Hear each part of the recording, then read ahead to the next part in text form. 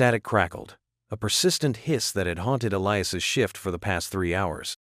He'd almost dismissed it as solar flare activity, the bane of deep space comms, when a jagged spike erupted on the spectrum analyzer, Kepler 186f. A cold sweat slicked his palms. The colony was supposed to be radio silent, observing a strict protocol to avoid attracting unwanted attention. He punched in the override code, his fingers clumsy with urgency. The hiss intensified, punctuated by bursts of static that sounded like screams. Then, a voice, strained and ragged, cut through the noise. "Mayday, Mayday. This is Outpost 3, Kepler. 186th. Under attack. Repeat, under attack." The voice broke into a sob. "They're everywhere." Elias slammed his fist on the console, adrenaline coursing through him. He tried to boost the signal, filtering the noise. "Outpost 3, this is Earth Central Command. Repeat your message. What is attacking you?" More static, a guttural roar that made the hairs on the back of his neck stand on end. Then, the voice again, weaker now. "Kryll. They're Kryll. God help us." The signal died, swallowed by the void. Elias stared at the blank screen, his mind racing. Kryll? The name was vaguely familiar, buried deep in archived xeno-threat reports. Ancient legends, dismissed as folklore, about creatures from the Outer Rim, devourers of worlds. He dismissed the thought as ridiculous.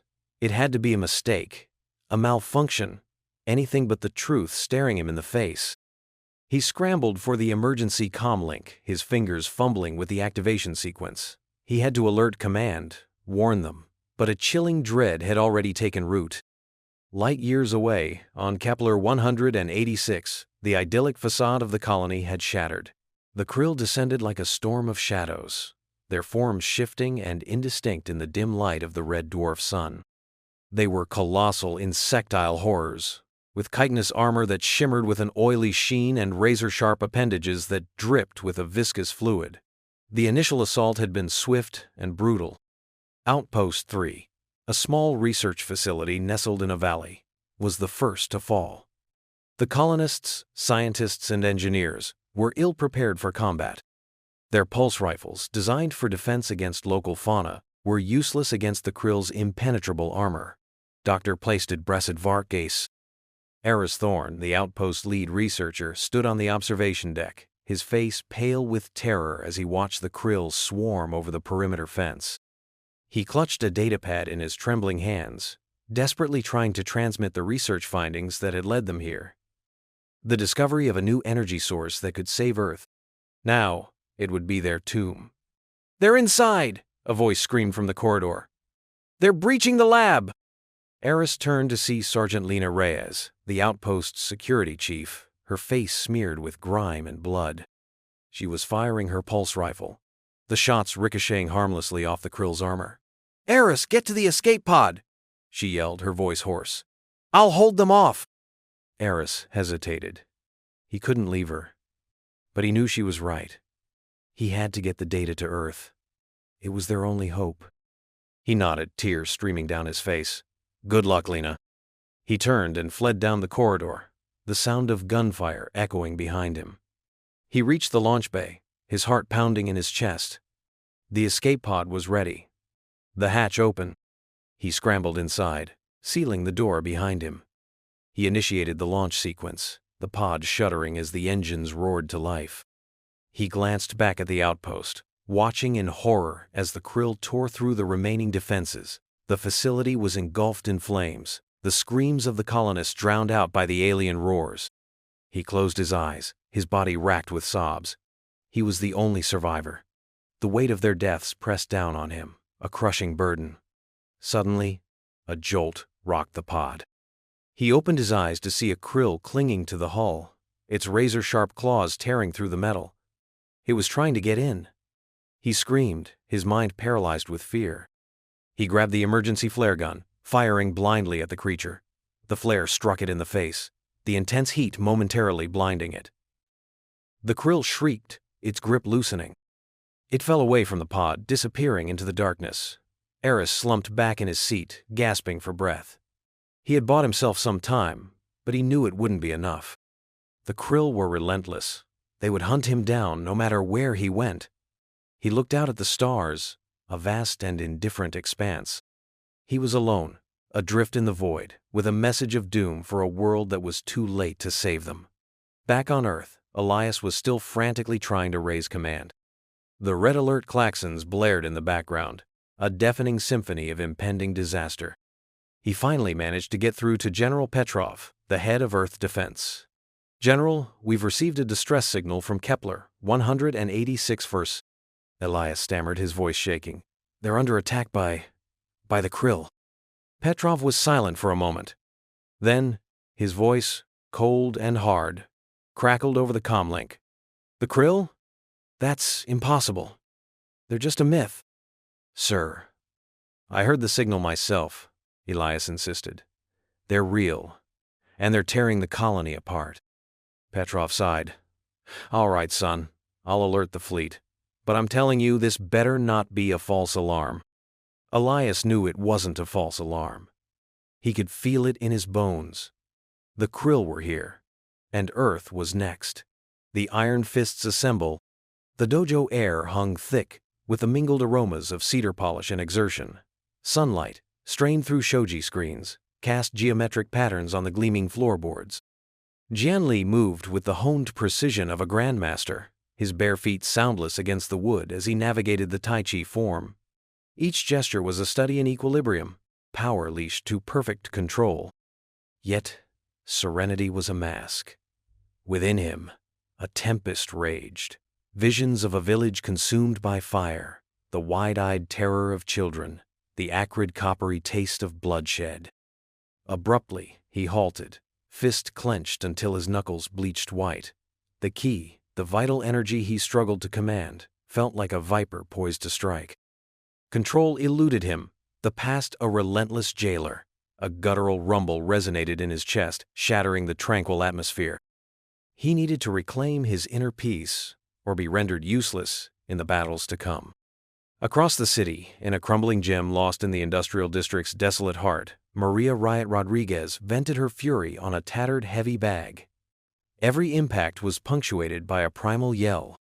Her movements possessed a brutal, untamed quality, driven by seething anger. Shutting out the urban cacophony, sirens wailing, voices raised in argument, the pervasive thrum of hopelessness, she locked onto the punishing rhythm of her fists. A photograph taped to the bag of a boy with a radiant smile fueled her onslaught. They had taken him. The gangs. The indifference system. Everything she held dear. Each blow was a promise of retribution. Her knuckles throbbed, painted with crimson blooms, but pain was a privilege she forfeited long ago.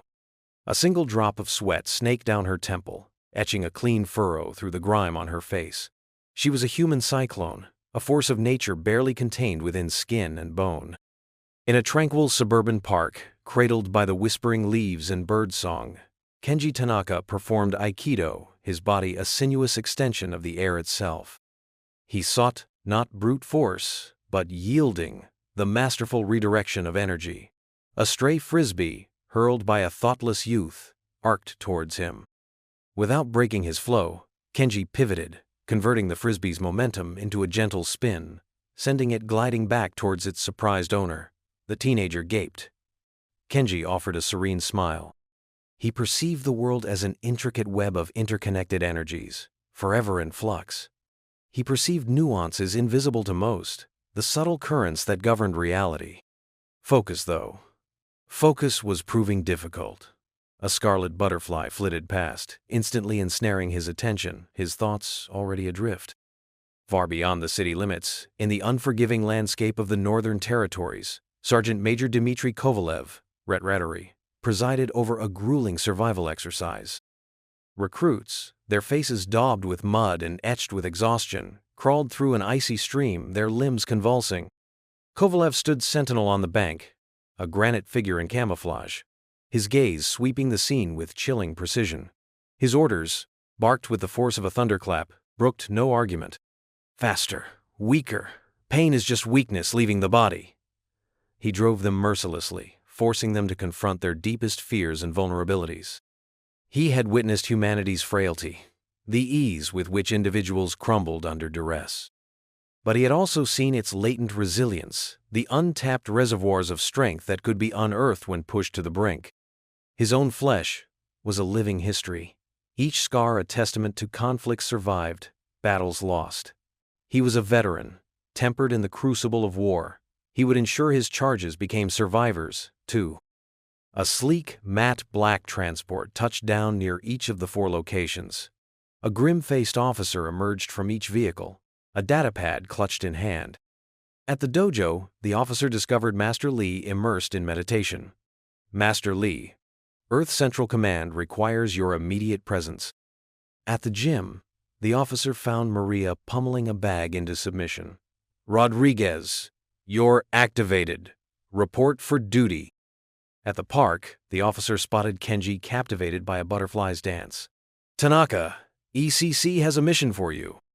At the training grounds, the officer located Kovalev, berating his recruits. Sergeant Major, your expertise is needed. Immediately. Each of them looked up, surprise flitting across their features.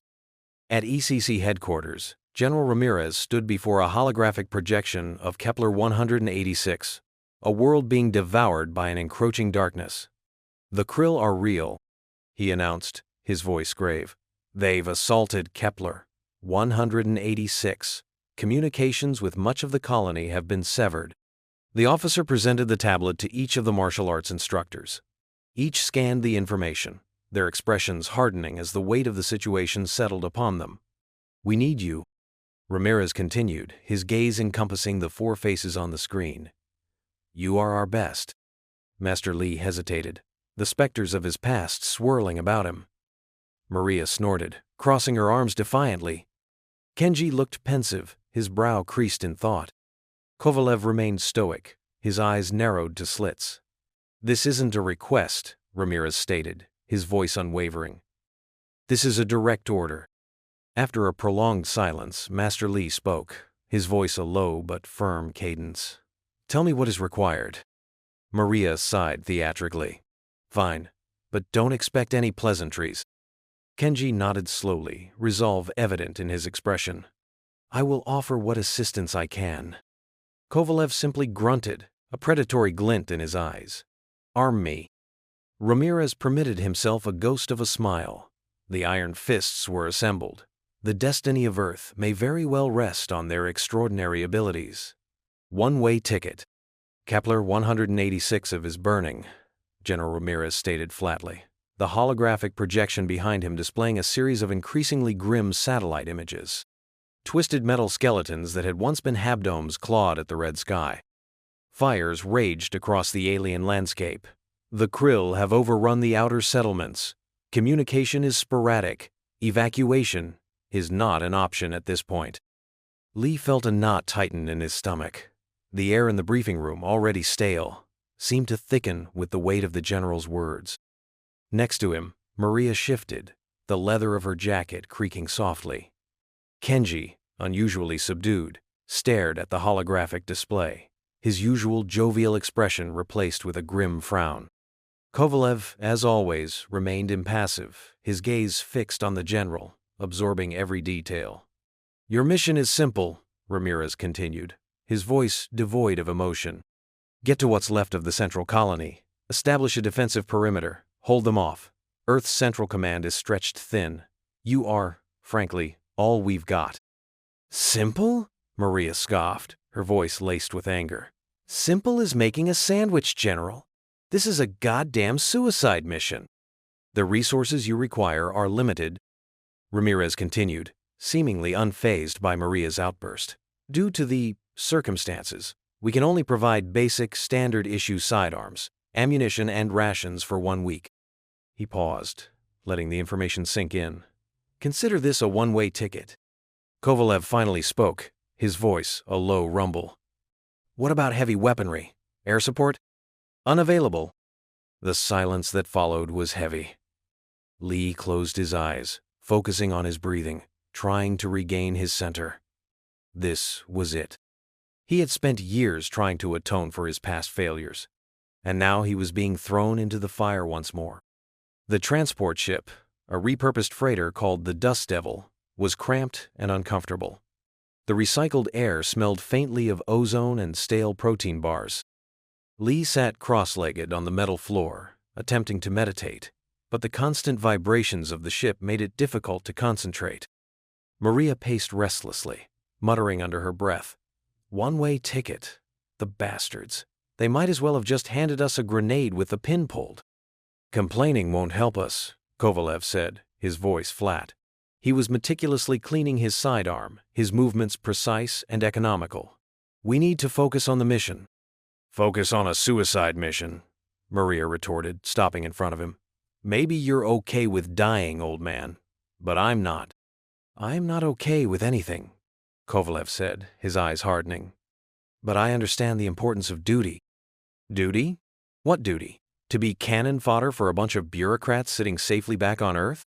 Kenji, who had been quietly observing the exchange, finally intervened. Hey, let's all take a breath, okay? We're all in this together." "Arguing isn't going to solve anything."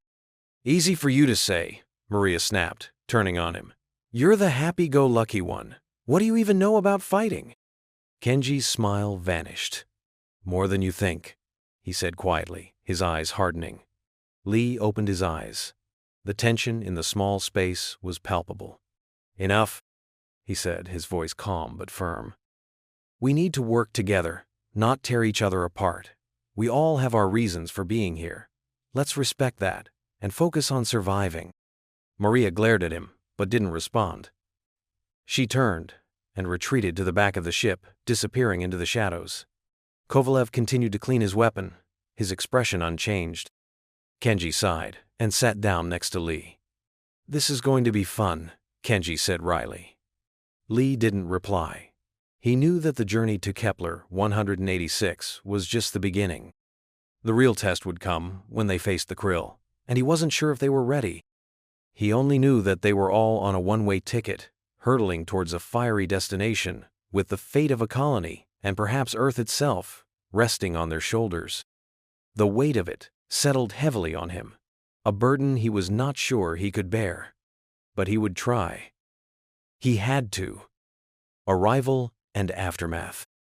The transport slammed onto the surface, a bone-jarring impact that sent Lee reeling. Klaxon screamed, a cacophony of impending doom that grated on his nerves. Even before the ramp side open, the air reeked of burnt synthetics and something rottenly organic, a nauseating cocktail. "Ramp's hot! Move your asses!" Kovalev bellowed, already locked into his gunner's chair. Maria, a tempest of fury barely contained, spearheaded the exit, pulse rifle spitting emerald death. Energy blasts whizzed past Lee as he followed, Kenji hot on his heels. The landscape was a hellscape painted in shades of rust and shadow. Skeletons of buildings clawed at a sky choked with greasy plumes. Corpses, both human and alien, littered the blasted ground. The air vibrated with the whine of plasma weapons. "Kryll!" Maria roared, unleashing another volley. Her shots punched through the carapaces of the insectile figures infesting the ruins. Lee centered himself, drawing on his ki, feeling its power gather in his core. He spotted a Kryll warrior, its multifaceted eyes gleaming with predatory intent, raising a weapon that throbbed with ominous energy. In a fluid, almost ritualistic motion, Lee unleashed a focused wave of ki, a shimmering disruption that crippled the alien weapon. Sparks flew as its firing sequence collapsed, leaving the Kryll exposed.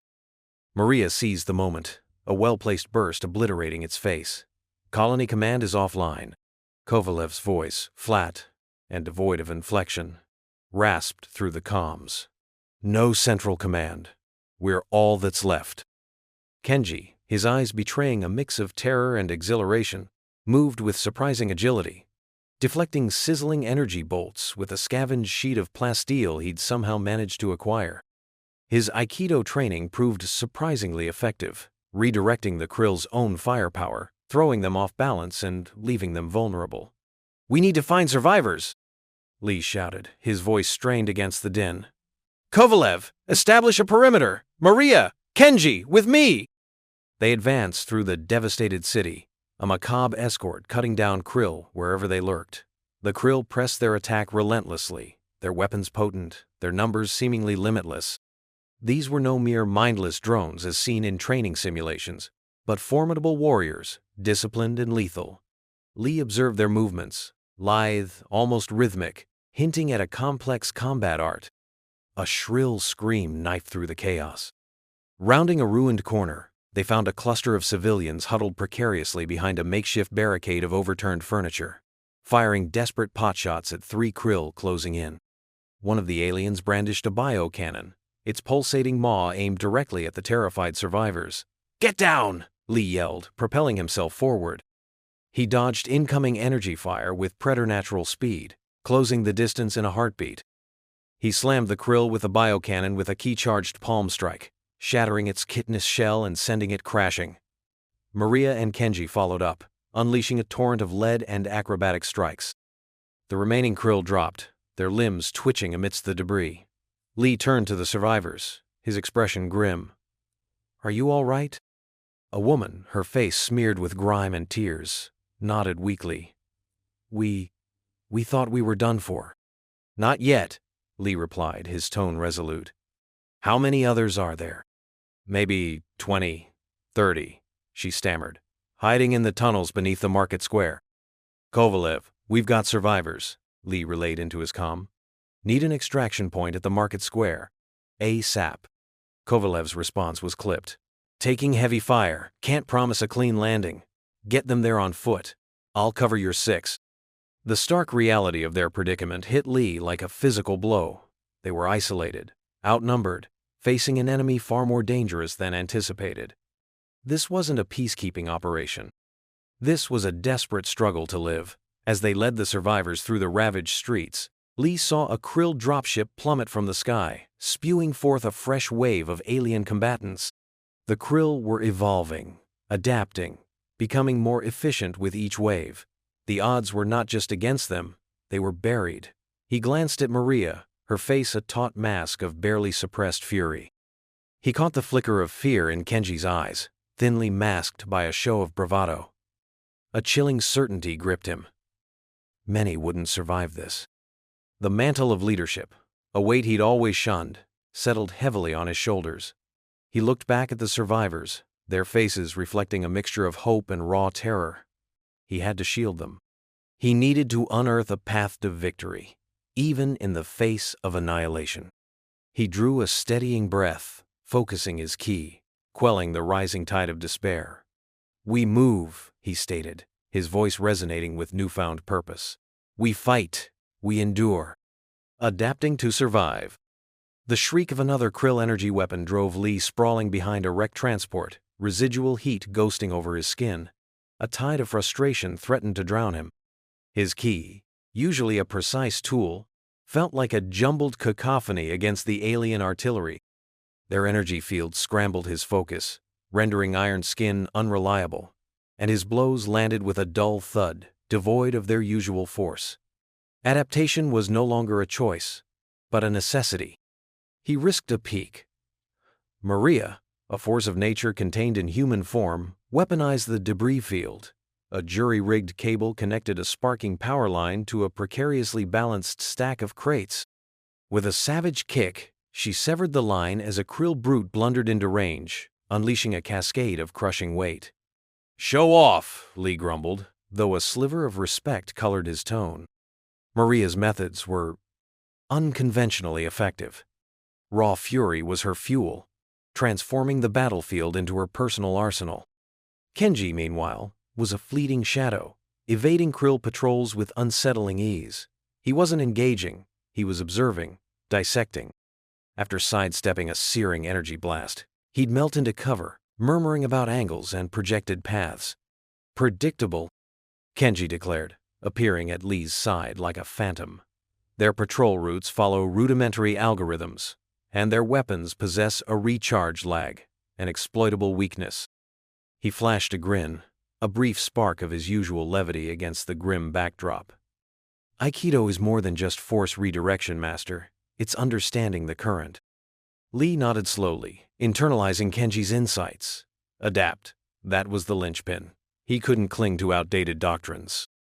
He needed to incorporate these observations, to thread the Kryll's vulnerabilities into the very core of his key.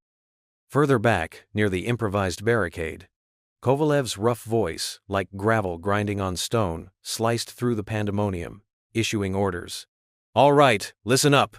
Think you're useless? Think again." He seized a jagged shard of metal from the wreckage, demonstrating a simple, yet impactful block. Use what's at hand. Anything can become a weapon. A rock, scrap metal, the limbs you were born with, target joints, eyes, any soft spot. Survival is about resourcefulness, about embracing what you must. Kovalev's words were biting, devoid of reassurance, yet they struck a chord with the huddled colonists. Fear lingered on their faces, but a nascent determination flickered in their eyes. He demonstrated a crude elbow strike, a disabling knee thrust, simple tools of attrition, not annihilation. Survival wasn't about grandeur. It was about surviving until tomorrow. Lee watched, a renewed resolve hardening his gaze. He couldn't succumb to the ghosts of past defeats. He carried a responsibility, not just to the Iron Fists, but to these displaced people. He must rise to become the leader they desperately needed, a bulwark against the encroaching darkness. Focusing his ki, Lee began to experiment. He visualized the Kryll energy weapons, mapping their pulse signatures, seeking the disruptive node. He conjured Maria's ruthless efficiency, Kenji's calculated intellect, Kovalev's pragmatic brutality. He absorbed their strengths, braiding them into his own personalized style. He stepped from behind the transport, immediately attracting the attention of a nearby Kryll patrol. The aliens advanced, weapons primed. Lee remained unfazed. He shifted his weight, channeling his ki not into raw power, but into fluid motion, emulating the unyielding nature of water bypassing a boulder. As the Kryll discharged its weapon, Lee didn't attempt a direct block. Instead, using the slightest manipulation of his ki, he subtly warped the energy field, diverting the blast just enough to skirt a fatal impact. The energy scorched his arm, but he refused to acknowledge the pain, locking his gaze on the Kryll's posture. He foresaw its next attack, predicting the weapon's arc, and countered with a precise, calculated riposte. His fist slammed into the Kryll's leg joint, fracturing its armored shell. The Kryll faltered, its movements becoming chaotic. Lee exploited the opening, unleashing a flurry of accelerated blows, each strike pinpoint accurate, each enhanced by his ki. The Kryll crashed to the ground, its weapons skittering away. He stood over the downed foe, his breath ragged. It was imperfect. He was far from mastering this improvised combat style. But it was a beginning. He had adapted. He had endured. Turning back toward the barricade, he observed the colonists staring back, their faces a mosaic of awe and budding hope. He met their eyes, his expression hardened but unyielding. "We keep moving," he stated, his tone imbued with newfound authority. "We adapt. We endure. That is all that matters." Forging a new path. Sweat beaded on Lee's brow, blurring his vision as Maria's brutal swing connected, the makeshift club jarring him to the core. He pirouetted away from a follow-up, deflecting it with a palm strike that sent her staggering. "Predictable, Master Lee," she spat, regaining her footing and unleashing a kick aimed at his flank. He snagged her ankle, the sheer force in her leg a stark contrast to his practiced elegance. "And you, too, reliant on muscle, Maria." Releasing her, he retreated a step. "We require synthesis." Around them, the other colonists struggled in the parched training ground. Kenji, usually absorbed in thought, surprisingly shone, his aikido effortlessly guiding the colonists' clumsy lunges. Kovalev, voice a gravelly rasp, drilled practical techniques, improvised weaponry, coordinated maneuvers. The Kryll assault had laid bare the limits of their solitary strengths. Lee's tradition, graceful yet inflexible, proved too languid. Maria's ferocity, while impactful, exposed her to counterattack. Kenji's aikido, built on leverage, lacked the punch to truly wound the alien invaders. Kovalev's survivalist approach, while life-saving, couldn't win the war. That evening, gathered around a wavering holographic display showcasing Kryll anatomy, they parsed their shortcomings. "We must evolve." Kenji declared, adjusting his glasses. My Aikido. It's ill-suited for their size, their power. But the core principle of force redirection, we can adapt it. Maria's fist slammed onto the table, making the projector shudder. Adapt? We need to obliterate them. Faster, harder, nastier. And how would you suggest we accomplish that, Riot? Kovalev's tone was level, devoid of emotion, yet carried an edge. Shout them into submission? Maria shot him a glare, but Lee raised a hand. We must learn from one another. Maria, your aggression, your spontaneous methods can be focused. Kenji, your understanding of momentum, of weak spots, is crucial. Kovalev, your pragmatism, your eye for vulnerability, it has saved us. He gestured to the holographic image. The Kryll are formidable, but not impervious. They possess joints, chinks in their armor. A convergence of our skills could exploit those flaws. The days that followed saw the training ground transformed into a crucible, melding their styles into something novel. Lee guided Maria to refine her rage, molding it into precise, targeted blows.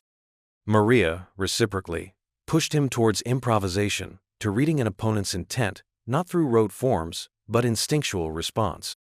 Kenji reworked his Aikido to harness Maria's raw power, birthing a style both fluid and devastating.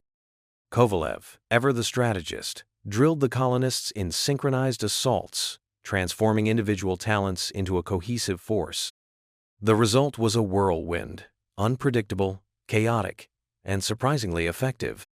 They dubbed it, for lack of a better name, Kepler 186th style, a savage hybrid of martial arts, survival instinct, and raw desperation. The colonists, wary at first, began to embrace the emergent style. A farmer, accustomed to the rhythmic sway of the plow, discovered a surprising aptitude for Kenji's flowing motions. An ex-engineer, used to dissecting complex systems, excelled at identifying the Kryll's vulnerabilities.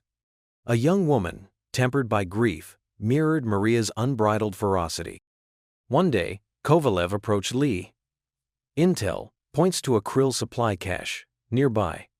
Weaponry, energy cells, perhaps even transport. We require it. Lee nodded. The time for theory had passed. We move tonight.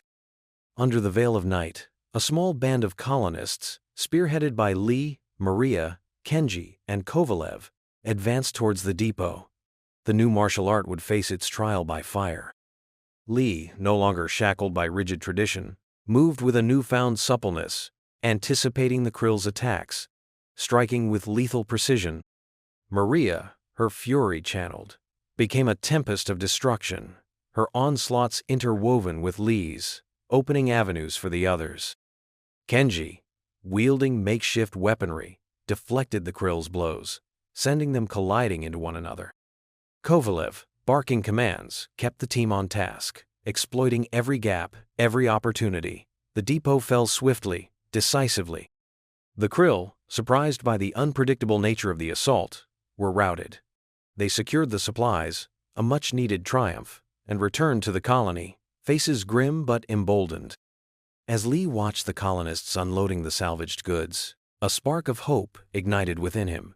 They remained outgunned, outnumbered, but they were learning. They were evolving. They were pushing back. The road ahead remained bleak, but for the first time since the Kryll invasion, Lee glimpsed a ray of promise. He understood this was only the genesis. The true conflict loomed. The hunter becomes the hunted. The air vibrated with the ominous thrum of Kryll skimmers, their shadows stretching long and distorted across the crimson soil. Lee felt a prickle of unease, a sense of being watched that went beyond the usual paranoia of living under alien occupation. He paused, mid-kata, the fluid movements of his Kepler 186 file form faltering. Something's wrong, he muttered, his gaze sweeping across the desolate landscape. Maria, practicing her brutal close-quarters combat techniques nearby, stopped mid-punch, her brow furrowed. Wronger than usual, you mean? We're living in a bug hunt, Lee. No, Lee insisted. This is different. It's focused. He was right. The Kryll presence had shifted. The random patrols, the sporadic attacks, had been replaced by something more deliberate, more predatory. They weren't just trying to eradicate the colony, they were hunting. The first sign was the drones. Smaller, more agile than the usual scouting units. They flitted through the canyons like metallic dragonflies, their multifaceted eyes constantly scanning, recording. Then came the specialized units, heavily armored Kryll soldiers, their bioweapons replaced with what looked like energy nets and containment fields. Kovalev spotted them first during a routine perimeter check. "They're not trying to kill us," he growled into the comm, his voice tight with apprehension. "They're trying to capture us. I just saw a squad try to box in a group of scavengers." Kenji, ever the optimist, tried to downplay the situation. "Capture? Maybe they want to talk? Negotiate? Offer us tea and crumpets?" "Negotiate with plasma cannons, Kenji," Maria snapped. "Wake up. They want to dissect us, figure out how we kick their asses at the depot." The truth hit Lee with the force of a physical blow. The depot raid hadn't just been a victory, it had been a challenge, a gauntlet thrown down. And the Kryll weren't just going to respond with brute force, they were going to adapt, to learn. High above, cloaked within the swirling crimson dust clouds, Zorgon, the Kryll commander, observed the humans through a sophisticated sensor array. His multifaceted eyes, cold and calculating, focused on Lee. This Master Lee, as the humans called him, was the key. His movements, his discipline, his key. It was an anomaly, a variable Zorgon couldn't compute.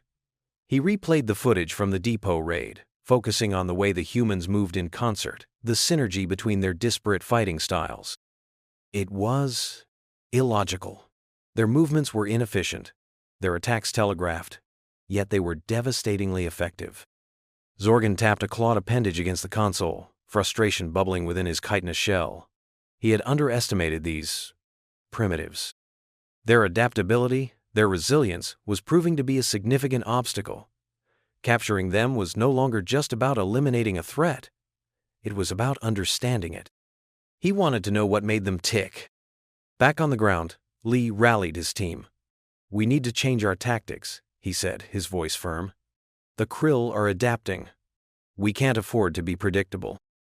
"So, what do you suggest, Master?" Kovalev asked, his eyes narrowed. "We can't just hole up in the colony. They'll starve us out."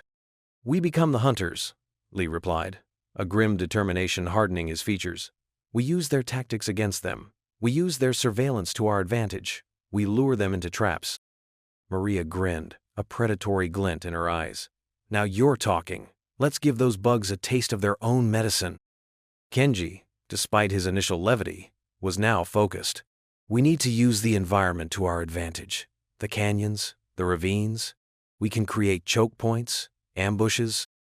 Over the next few days, the Iron Fists orchestrated a series of carefully planned ambushes, using the Kryll's own surveillance systems to predict their movements. They turned the canyons into a deadly maze, using improvised explosives and guerrilla tactics to whittle down the Kryll forces. But with each victory, the Kryll response grew more sophisticated, their traps more cunning. The hunters were becoming the hunted, caught in a deadly game of cat and mouse. The fight for Kepler 186 had entered a new, even more dangerous phase. Lee knew that they were walking a tightrope. One wrong step could send them plunging into the abyss. Captured. The sweltering Kepler 186 atmosphere pressed down on Maria, an invisible weight that stole her breath. Each inhale tasted of overripe alien blossoms, a sickly sweetness that lingered. Ahead, the luminescent fungi throbbed, casting elongated, grotesque shapes that mimicked ghostly figures. Her hand tightened around the pulse rifle, the cool metal a stark contrast to her clammy skin. Beneath the surface, a constant blaze of anger simmered. It fueled her, honed her senses, and kept the crushing sorrow at bay. "Riot, come in?" Jian's voice scratched through the comm. "Reading you?" she rasped, throat tight. "Sector Gamma secure. Proceeding to Delta." "Roger that. Exercise caution, Riot. Increased activity in that sector." Caution. The word left a sour residue. It hadn't been enough to save her family from the Kryll invasion. Still, she swallowed the sharp response. Jian was only trying to keep her alive. The terrain shifted, a treacherous web of gnarled roots and treacherous moss. She navigated with practiced ease, every nerve on alert, a crackle in the underbrush, too substantial for insects. She stilled, finger poised on the trigger. Then, oblivion. A net of shimmering, razor-edged material rained down from the canopy, trapping her before she could react. Kryll warriors, their carapaces glistening in the eerie fungal glow, emerged from the darkness. A furious roar tore from her throat as she fought with desperate strength. The pulse rifle spat bolts of energy, tearing through alien foliage, but the Kryll numbers overwhelmed her. One slammed into her, dislodging the rifle. Another pinned her arms as the net tightened, biting into her flesh. Blinded by rage, she thrashed, boots connecting with alien bone and sinew. A Kryll shrieked, stumbling, but the assault was unyielding. They dragged her through the undergrowth, the net a constricting cocoon. The last sensation before the void claimed her was the pulsing light of the fungi, a macabre jest from the planet she'd sworn to protect. Maria surfaced into frigid, sterile air and a cloying reek of decomposition. Suspended within a cage of shimmering energy, the humming bars vibrated against her skin, raising gooseflesh. The vast, circular chamber glowed with harsh, white light, offering no respite of shadows. Before her stood Zorgon, his multifaceted eyes gleaming with calculating intelligence. He towered over any Kryll she'd encountered, his carapace etched with intricate symbols of rank and dominion. Human? Zorgon's voice resonated, translated by some unseen mechanism. You are Maria Rodriguez, designated Riot. She spat, the projectile vaporizing before it reached his armored feet. Zorgon remained unaffected. Your resistance? Inefficient. I am Zorgon. Information is required. Rot in hell, she croaked, throat parched. Zorgon inclined his head, a gesture bordering on curiosity. Hell is an imprecise construct. I require usable data, your combat techniques, your key. Elucidate them. A harsh, fractured laugh escaped Maria. You want the secret to kicking your chitinous asses? Think I'll just hand it over? The interrogation commenced. Initially, it was not a physical assault. Zorgon bombarded her with images, simulations of battle, insidious inquiries into her thought processes and motivations. He sought to dissect her mind, unearth the genesis of her fierce spirit, the wellspring of her power. He paraded images of the colony, the struggling colonists, Master Li leading the defense. He probed the intricacies of their training, the tenets of their philosophy, their bond with the enigmatic energy they termed Ki. Maria resisted with every fiber of her being. She countered with fabrications, half-truths, and stoic silence. She clung to her anger and grief, erecting them as a bulwark against his invasive gaze. As hours dissolved into days, Zorgon's composure began to crumble. The simulations escalated in brutality, the questions intensified. He introduced physical torments, searing heat, bone-deep cold, concussive vibrations that resonated through her very bones. Still, she remained unbroken. Your resilience is noteworthy, Zorgon conceded, his tone betraying a hint of vexation. However, your resistance is unsustainable. Your secrets will be revealed one way or another. He signaled, and two Kryll advanced, bearing strange, pulsating devices. Maria's insides twisted with dread. This was it. The true torment was about to begin. We have scrutinized your movements, dissected your strikes, Zorgon continued. We comprehend the forms, but not the essence. It is theorized that this device will facilitate the extraction of that essence to directly experience your Ki. The warriors activated the devices, the hum deepening, the air crackling with suppressed power. Maria braced herself, muscles coiling, prepared to endure whatever agony they unleashed. She would not grant them the satisfaction of witnessing her defeat. She would fight until her last breath. But even as fear clawed at her, a spark of hope flickered to life. Zorgon's mounting frustration was undeniable. He failed to grasp the intangible. He was attempting to quantify the inherently unquantifiable, dissect the fundamentally indivisible. And that provided her with a slender advantage, a minuscule fissure in his seemingly impenetrable armor. She would exploit it, she vowed. She would turn his own weapons against him. He would rue the day he captured Maria Riot Rodriguez into the lion's den. The holographic map, a bilious green projection of the Kryll fortress, pulsed on the command table. Lee's finger traced the labyrinthine tunnels, his expression a hard, unyielding line. They anticipate a direct assault, right through the front gate. We'll deny them that satisfaction. He turned to Sergeant Miller, a battle-scarred veteran whose face habitually wore an expression of weary skepticism. Ventilation shaft Gamma 7, direct route to the lower levels. It'll be a tight fit, but it circumvents their main defenses. Miller's gravelly voice rumbled. Tight for you maybe, Master Lee. I'll be shedding layers of paint the whole damn way. A flicker of a smile touched Lee's lips. We'll manage. I'll lead, pave the way. Miller, you're bringing up the rear with the charges. Seal the shaft behind us. The plan bordered on lunacy, a desperate gamble born of necessity. Maria's echoing cries clawed at Lee's conscience. He suppressed the guilt, focusing on the mission. Failure was not an option. Not again. The Kepler 186th sky bled hues of violet and burnt orange as Lee, cloaked in stealth armor that muffled his presence, neared the ventilation access.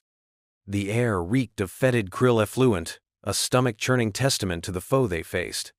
His hand tightened on his modified Shaolin spade, polished steel catching the faint light. This wasn't the tranquil existence he'd once envisioned, but serenity was a luxury he simply couldn't afford.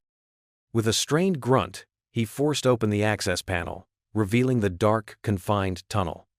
The air within was stale and cloying. He inhaled deeply, centered his mind, and plunged into the abyss. The claustrophobic passage was a torment.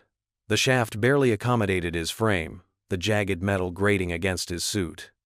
The Kryll had designed their lair with utter contempt for comfort.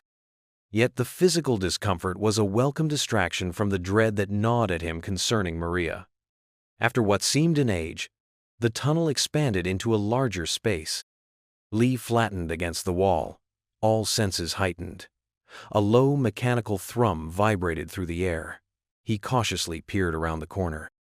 He found himself in a Kryll cloning facility, a sterile chamber, awash in an unsettling emerald luminescence. Glass cylinders lined the walls, each containing a macabre mockery of life. Within, hulking Kryll warriors drifted in nutrient fluid, their bodies grafted with metal implants and bioengineered enhancements. These were not the mindless fodder he had encountered previously. These were something evolved, infinitely more threatening. One of the specimens twitched, its eyes snapping open, fixing on Lee. An ear-splitting alarm tore through the silence. Lee surged into motion. He launched himself into the lab, his spade a whirlwind of steel. The augmented Kryll possessed speed, but Lee was quicker. He channeled his ki, tapping into the energy that coursed through him, amplifying his reflexes and strength. He struck the first Kryll warrior with a focused blow to the temple, the force shattering its containment. The creature sagged, its metallic augmentations sparking erratically. Two more detached from their tanks, their movements stilted and unnatural. Lee whirled, parrying a metal-clad limb with his spade. He retaliated with a sweeping kick, sending the creature crashing into a row of cylinders. The lab devolved into a pandemonium of fractured glass and thrashing limbs. He fought with a savage intensity previously unknown to him. Years of focused meditation and rigorous training had forged his body into a lethal instrument. He moved with the fluidity of a dancer and the force of a hurricane. His spade became an extension of his will, deflecting strikes, disarming adversaries, and delivering crippling blows with unrelenting precision. One of the Kryll warriors lunged, metallic talons extended. Lee evaded the attack and plunged the tip of his spade into the creature's chest, impaling its bioengineered core. The creature convulsed, then collapsed. The remaining Kryll warrior roared its frustration, rage blazing in its eyes. It hurtled forward, its immense form a destructive force. Lee steeled himself, focusing his ki into his hands. He would need every fiber of his being to survive this. The Kryll warrior swung its metallic arm, aiming a skull-crushing blow. He ducked beneath the strike and countered with a palm strike to the creature's center. The impact reverberated, disrupting its artificial systems. It faltered, gasping for air. Lee seized his chance. He unleashed a torrent of strikes, each blow pinpoint, accurate, and devastating. He targeted the creature's vulnerabilities, exploiting gaps in its armor plating. Finally, with a decisive, focused strike, he shattered the creature's augmented spine. It crumpled to the floor, limbs jerking spasmodically. The lab became silent, save for the whine of the remaining machinery and Lee's harsh, ragged breaths. He stood amid the devastation, his body screaming in protest, his spirit weary. But he had survived, and he had drawn closer to freeing Maria. He activated his comm, his voice a low growl. "Miller, path's clear. Bring in the explosives." The ordeal was far from over. The breaking point. The air tasted of ozone and Kryll ichor. The sluggish plink of droplets, a gruesome counterpoint to the frantic chirping of Miller's detonator. Caked in grime, a ghost of burning skin still prickling where a Kryll blade had kissed his suit, Lee kept vigil as Miller fussed over the device's innards. Kenji, whose Aikido usually painted him as a figure of composed elegance, now vibrated with nervous energy. "There, do you see it?" He jabbed a quivering finger at the inert Kryll warrior slumped against the wall, right where the shoulder plate meets the cuirass. A subtle divot. I think it's an articulation point." Lee's brow furrowed, his ki still buzzing from the melee. He knelt beside Kenji, scrutinizing the alien armor. It appeared a flawless shell, seemingly impervious. But Kenji was correct. A barely perceptible depression marred the sleek surface. He probed it, feeling a marginal flex beneath the unyielding material. "Intriguing," Lee murmured, a flicker of possibility sparking within him. If the Kryll possessed structural flaws, they might yet find a way to survive. "I stumbled upon it while attempting to disarm one of those horrors," Kenji stammered, swiping perspiration from his forehead. "My Aikido insists on exploiting vulnerabilities, imbalances, and that felt significant." Miller, apparently satisfied, gave the detonator a resounding smack. "Time to vacate. This entire complex is about to become pasteurized Kryll." No one needed prompting. They bolted back through the service tunnel, the cadence of their footfalls amplified by the close quarters. Behind them, a strangled roar ripped through the air, succeeded by the heavy sigh of collapsing architecture. Back at the colony's ramshackle command post, Kovalev listened to Kenji's explanation, his expression an impenetrable mask. He poked at the captured piece of alien carapace with a sausage-like finger. "Pressure junctures?" He grumbled, more to himself than anyone present. "Logical. Even fortresses have seams." Kovalev moved with uncommon expediency. Within a handful of hours, the makeshift training ground echoed with exertion, shouts, and the jarring clash of metal. Kovalev, a reincarnated martinet, bellowed instructions, pushing the colonists to their breaking points. Utilizing recovered Kryll armor as mock opponents, he relentlessly drilled them on Kenji's pressure points. He stressed exactitude, velocity, and unwavering aggression. He adapted boxing and knife-fighting techniques, channeling them towards these chinks in the Kryll's defenses. He demonstrated leveraging weight, harnessing momentum, to maximize the effect of each blow. "Disregard brute strength," he roared, his voice ricocheting off the makeshift walls. "Precision, accuracy, exploit their failings, make them yield." Driven by dread and a fierce will to live, the colonists responded with startling alacrity. Even farmers and technicians, individuals who had never wielded a weapon, discovered a talent for lethal intent. Days dissolved into weeks. The colony underwent a transformation. The omnipresent fear lingered, but it was now tempered by burgeoning resolve, newfound self-assurance. They were no longer simply victims, they had become warriors. They were learning to weaponize the Kryll's might against them. Then, as twilight painted the sky in bruised hues, a lone silhouette emerged from the tree line.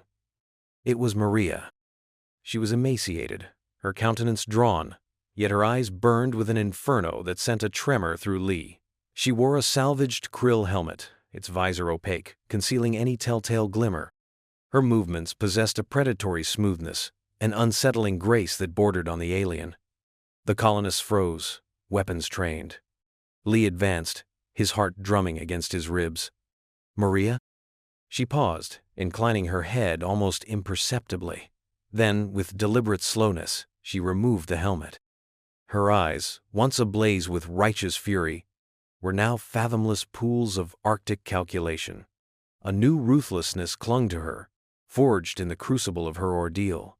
"I comprehend their discourse," she said, her voice a sandpapery rasp, barely audible. "I am privy to their tactics.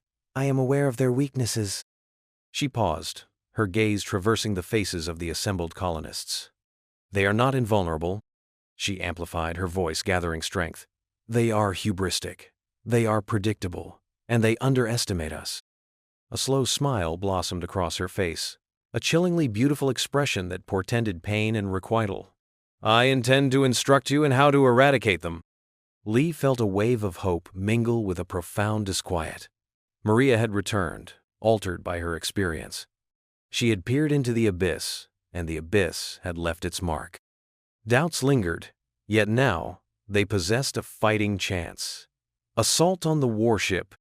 The boarding torpedo slammed into the Kryll warship with a teeth-jarring screech of rending metal. Red emergency lights pulsed, casting grotesque shadows across the faces of the assembled colonists.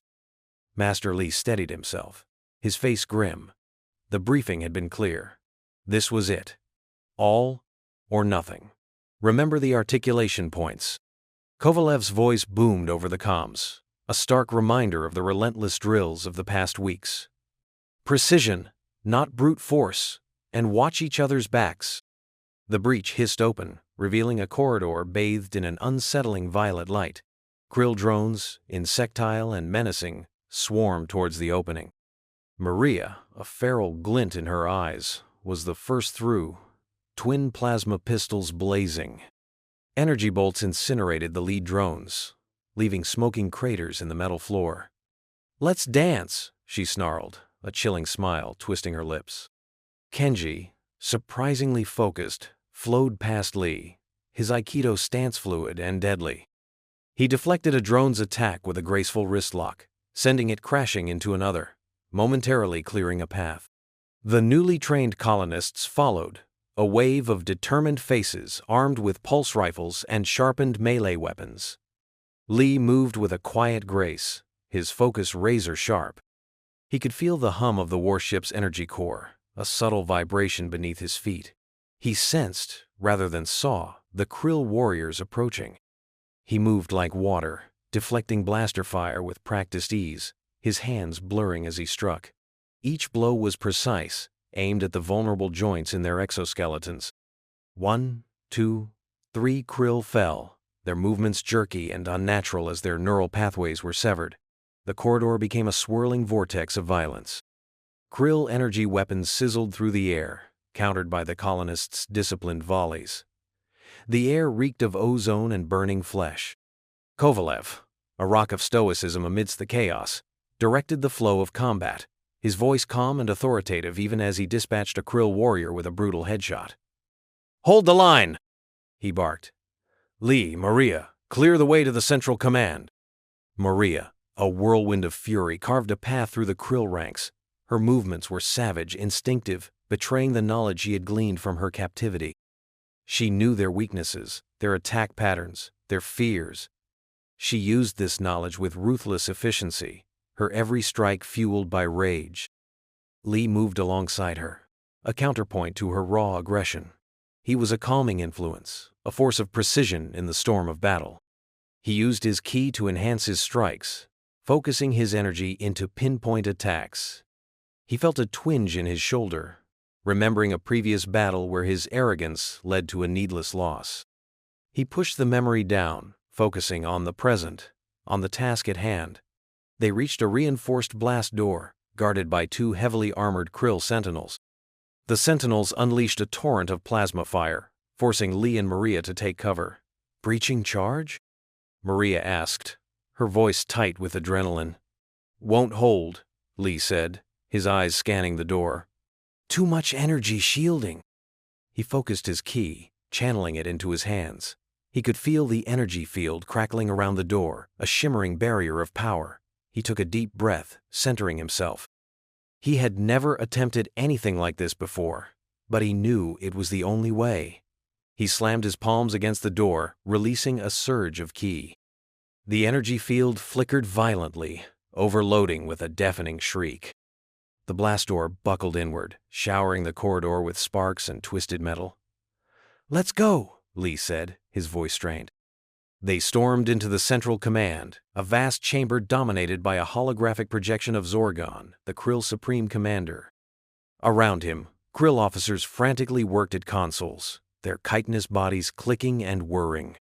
Zorgon turned, his multifaceted eyes burning with cold fury. "Intruders! You dare desecrate my sanctum?" "This is where it ends, Zorgon," Maria spat, leveling her pistols.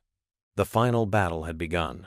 The fate of Kepler 186, and perhaps humanity itself, hung in the balance. The air crackled with energy, the screams of the dying mixed with the hum of alien technology.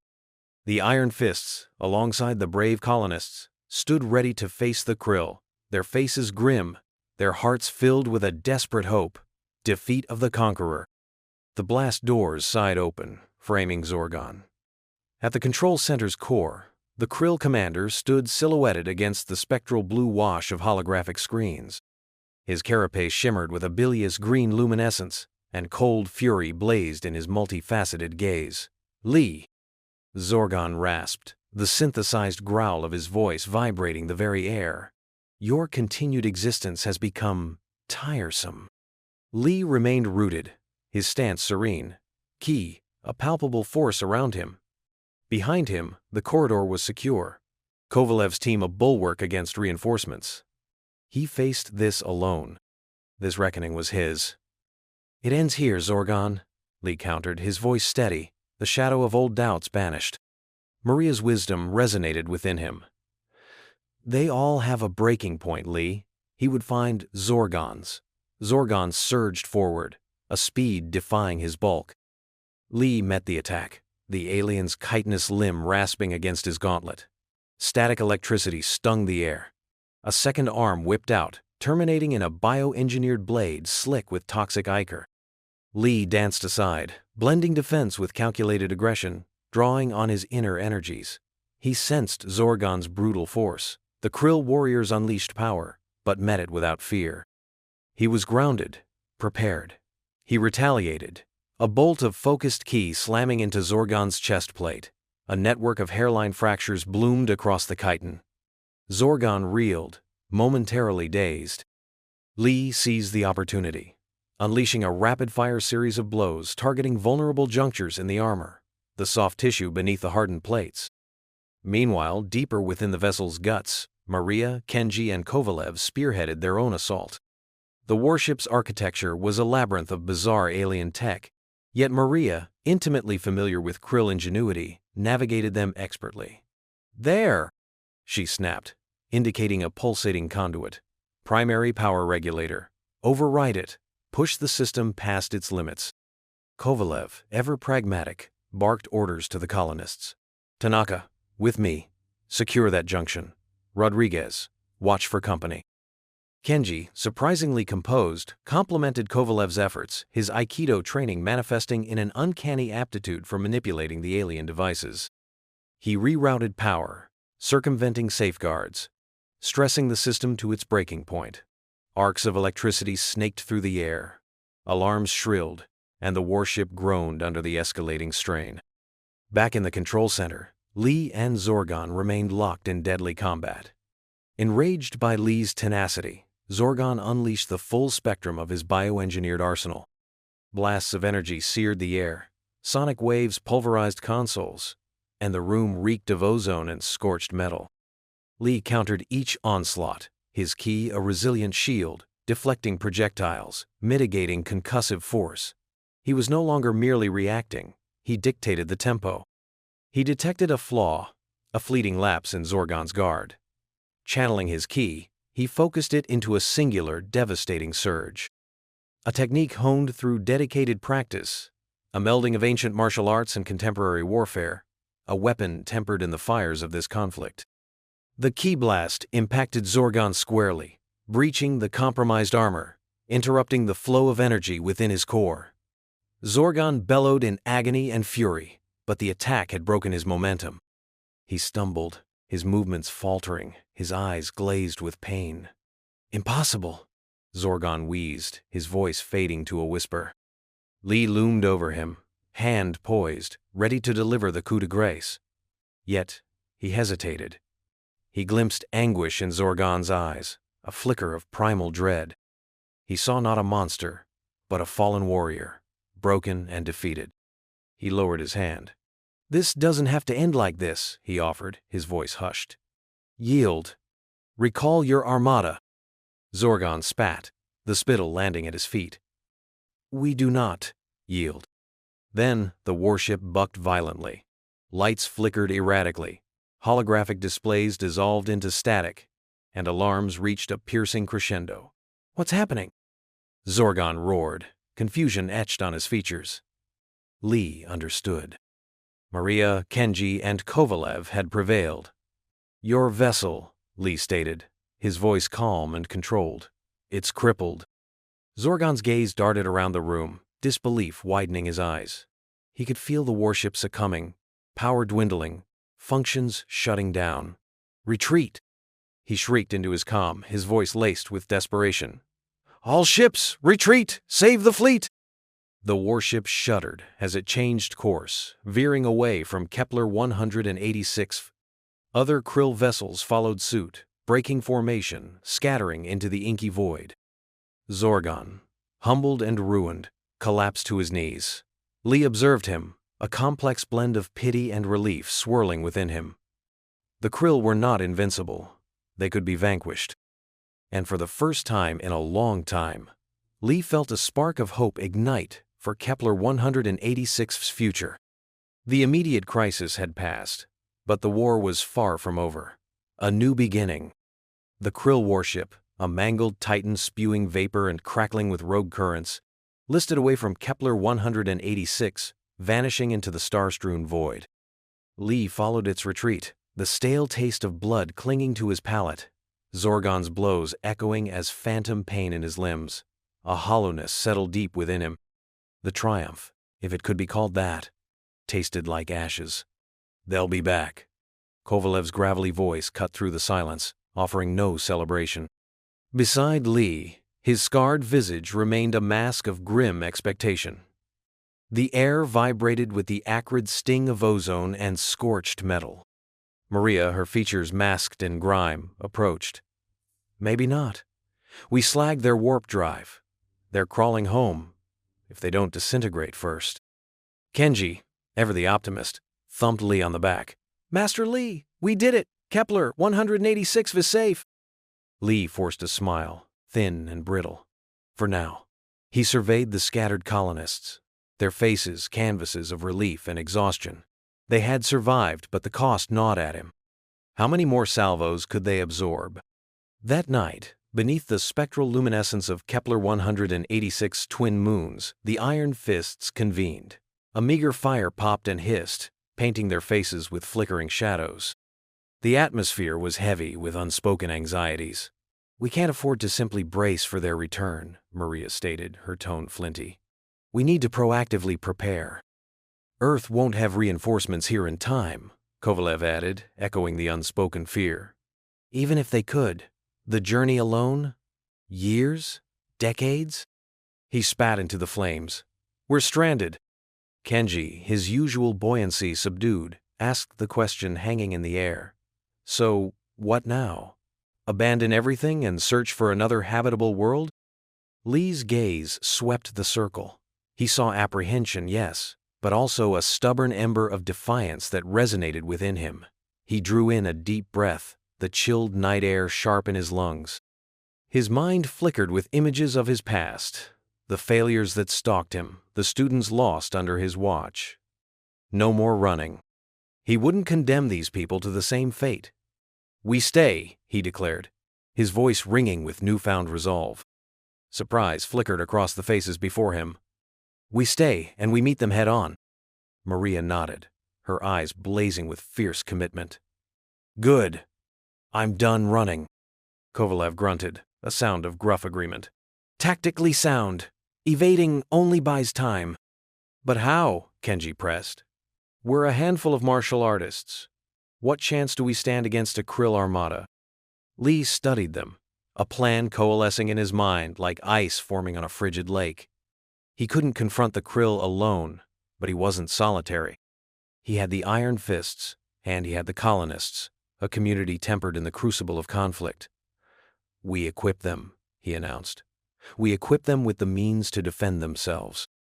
And thus, the Iron Fists initiated the colonists into the arts of war. The colony's central plaza became a makeshift training ground, echoing with the resounding calls and the echoing thuds of bodies meeting the earth.